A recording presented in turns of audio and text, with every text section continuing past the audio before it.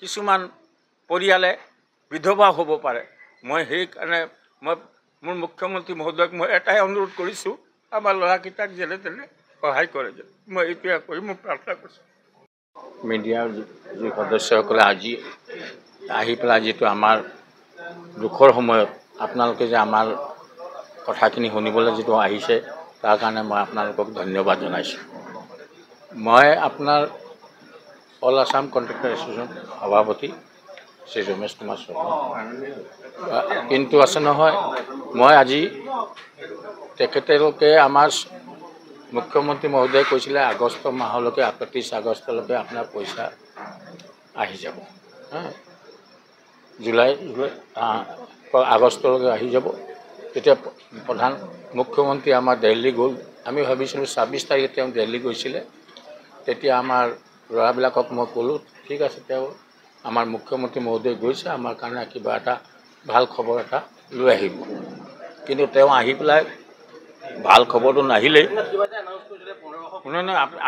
আপুনি শুনক, 1500 তেওঁ যিটো আহি পেলাই যিটো আমাৰ বিধানসভাত যিটো পাছ কৰিলে, সেই 1500 কোটি টকাটো আমাৰ আগধন, আমি নিজেই টেণ্ডাৰৰ লগত আমি আগধন এডভান্স হিচাপে দিয়া পইচাখিনিয়ে দিছোঁ।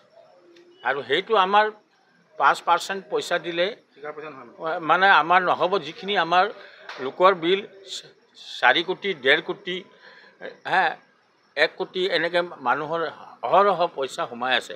তাত 5% পালে কি লাভ হ'ব কওকচোন। কিন্তু এইটো চৰকাৰী ধন নহয়, চৰকাৰী ধন নহয়। কিন্তু তেতিয়া আমাৰ আজি মই কালি পৰহি দুজনমান ঠিকাদাৰে মোক ফোন কৰিছে, মোক কৈছে, কানি কৈছে কি দাদা, আমাৰ এনেকুৱা অৱস্থা হৈছে, আমি ঘৰ পৰিয়াল চলাবলৈ মুস্কিল হৈছে, শাক পাচলি কিনিবলৈ দিগদাৰী হৈছে, আৰু আমাক আমাৰ কোনো দুচৰা বিজনেছ নাই, আমি ল'ৰা ছোৱালী পঢ়াবলৈও মুস্কিল হৈছে, আৰু এই 15-20 দিন এমাহৰ ভিতৰত আমি পইচা নাপালে লৈ মৰিব লাগিব। ইমান বেয়াকৈ কৈছে। মই তেওঁক কৈছোঁ, এনেকুৱা বেয়া কাম নকৰিবা, আমি এটা সন্থা আছোঁ। এটা অঘটন ঘটিছে। যিটো অঘটন ঘটিছে, আমাৰ কাৰ্বি আংলঙত বিহাৰৰ এজন কোম্পানী এটাই কাম কৰিছিলে। তেওঁ যথেষ্ট পইচা সোমাই গৈছিলে। বেংকে আহি তেওঁ ঘৰটো চিজ কৰিছিলে, আৰু তেওঁ পইচা দিব নোৱাৰাৰ কাৰণে তেওঁ বিহাৰত মানে বুজিছে। আৰু এনেকৈ কাৰ্বি আংলঙতে এজন ফ্লেট এটা বুক কৰি লোনত মৰ্টগেজ দিছিলে। সেই মৰ্টগেজৰ পৰা তাৰ ঘৰটো চিজ হৈ গ'ল। তো সেইকাৰণে মই আমাৰ মুখ্যমন্ত্ৰী মহোদয়ক, তেওঁ আমাৰ অসমৰ এজন গাৰ্জেন হয়, আমি তেওঁৰ আণ্ডাৰত আছোঁ। তেওঁ ল'ৰা নিচিনাই ভাবি পেলাই তেওঁৰ পষ্টৰ পৰা আমাৰ কণ্ট্ৰেক্টাৰবিলাকক সহায় কৰে। এই 15-20 দিন এমাহৰ ভিতৰত আপুনি পইচা নিদিলে কিন্তু আমাৰ যথেষ্ট ল'ৰাই হানি হ'ব পাৰে। আৰু আপোনালোকক সদৌ অসম জনস্বাস্থ্য কাৰিকৰী ঠিকাদাৰ সন্থাৰ তৰফৰ পৰা জনাব বিচাৰিছোঁ যে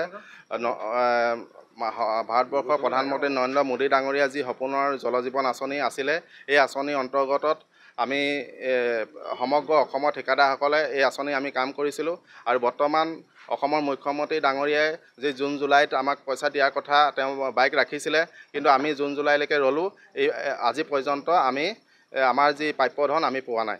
গতিকে আমি আহ্বান জনাইছোঁ মুখ্যমন্ত্ৰী ডাঙৰীয়াক, তেখেতে অতি শীঘ্ৰে আমাৰ যি জনস্বাস্থ্য কাৰিকৰীসকলৰ যি প্ৰাপ্য পইচা, এই পইচা চেণ্ট্ৰেল গভৰ্ণমেণ্টৰ পৰা আনি আমাক প্ৰদান কৰিবৰ বাবে আমি তেওঁক আহ্বান জনাইছোঁ। কিমান ঠিকাদাৰ আছে, কিমান টকা পাবলৈ আছে, সমস্যা কেনেকুৱা হৈছে পৰিয়াল চলোৱা? গতিকে আমাৰ সৰ্বমুঠ এই জল জীৱন মিছনত 8,500 আমাৰ ঠিকাদাৰ আছে। আৰু সেই 8,500 ঠিকাদাৰ বিভিন্ন আজি বেংকৰ পৰাই হওক বা বিভিন্ন অনুষ্ঠানৰ পৰাই হওক, তেওঁলোকে যি পইচা লৈছিলে, ধাৰ বাকী লৈ পানি কাম কাজ কৰিছিলে, আৰু তেখেতসকলৰ বৰ্তমান অৱস্থা পানীত হাঁহ নচৰা অৱস্থা সৃষ্টি হৈছে। গতিকে আমি আজি ৰাজপথলৈ আমি যাবলৈ বাধ্য হ'ম, যিহেতু মুখ্যমন্ত্ৰী ডাঙৰীয়াই জুন জুলাইত যি আমাক পইচা দিয়াৰ প্ৰতিশ্ৰুতি দিছিলে, আৰু সেই প্ৰতিশ্ৰুতি তেওঁ ৰখা নাই। গতিকে আমি ৰাজপথলৈ যাবলৈ আমি বাধ্য হ'ম। আমাৰ বৰ্তমান 4,500 কোটি টকা, 4,500 কোটি টকা ইতিমধ্যে চিফ ইঞ্জিনিয়াৰ অফিচৰ পৰা, ডাইৰেক্টৰ অফিচ, মিছন ডাইৰেক্টৰ অফিচৰ পৰা আহি পানি ডিভিজনে সমগ্ৰ 46 ডিভিজনত অলৰেডি কাগজ হিচাপে আহি আছে মানে পেপাৰছত অনুমোদন হৈছে। পেপাৰছত অনুমোদন হৈছে আৰু আমি পইচা পোৱা নাই পেপাৰছত অনুমোদন হৈছে, প্ৰেক্টিকেলি পইচা অহা নাই। প্ৰেক্টিকেলি পইচা হোৱা নাই কিয় অহা নাই? কিয় অহা নাই মানে যিটো চেণ্ট্ৰেল গভৰ্ণমেণ্টে পইচা দিলেহে অসম চৰকাৰে দিব পাৰিব যিহেতু আমাক 90% পইচা চেণ্ট্ৰেল গভৰ্ণমেণ্টে ফাণ্ডিং কৰে আৰু 10% কণ্ট্ৰিবিউশ্যন থাকে আছাম গভৰ্ণমেণ্টৰ কিমান টকা বিল পেণ্ডিং হৈ আছে? আমাৰ টোটেল 4,500 কোটি টকা আমাৰ হ'ল অলৰেডি কাগজ পত্ৰৰে আহিছে আৰু 7,500 কোটি টকা আমাৰ বাহিৰত যি পেপাৰ ৱৰ্ক চলি আছে কিন্তু ডিভিজনবিলাকে লৈ আছে ইতিমধ্যে সেইখিনিও আহি যাব যিহেতু তেওঁলোকৰ পৰ্টেলবিলাক অলপ বন্ধ কৰি ৰাখিছে গতিকে এইখিনি অলৰেডি আহি যাব। আপুনি নক'লে যে আপোনালোকৰ ইমান টকা পাবলৈ আছে আকৌ যে আপুনি SOP কথাটো কওক।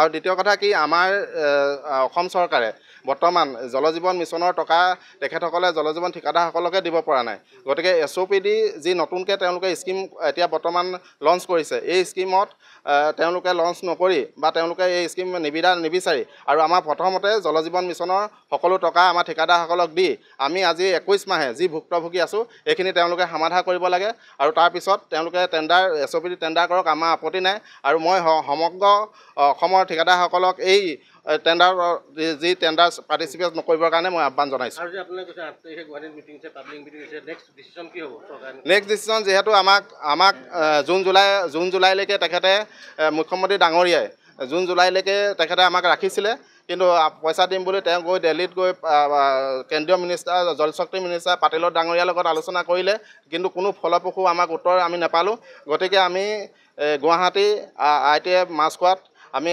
8 তাৰিখে আমাৰ ঠিকাদাৰসকলৰ ৰাজহুৱা সভা ৰাখিছোঁ তাতে আমাৰ নেক্সট কি আমি আন্দোলন কাৰ্যসূচী ল'ম এইটো আমি ঘোষণা কৰিম। আপোনালোকে পৰিয়াল পৰিজনলৈ ৰাজপথত নামিবলৈ বাধ্য হয় গতিকে আমাৰ যি পৰিয়াল আজি যি পৰিয়াল ঠিকাদাৰসকলৰ চলিবলৈ মানে অসুবিধা হৈছে গতিকে আমি ৰাজপথত নামিবলৈ বাধ্য হ'ম। ঠিক আছে।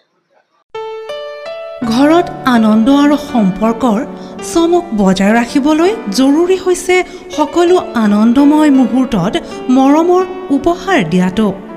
সেইবাবে মধুশ্ৰী জুৱেলাৰ্ছে আনিছে সকলো ৰঙীন ক্ষণৰ বাবে বিশেষ গহনা। হীৰাৰে হওক, সোণৰে হওক বা ৰূপৰে হওক, শ্ৰেষ্ঠ ডিজাইনছ আৰু হলমাৰ্কযুক্ত গহনাই ৰাখে সম্পৰ্কক নিখুঁত। তেনেহ'লে আজিয়ে আনক আনন্দ মধুশ্ৰী জুৱেলাৰ্ছৰ সৈতে। যোগাযোগ কৰক 7028000341 নাইবা ভিজিট কৰক LNB ৰোড, নলবাৰী, অসম।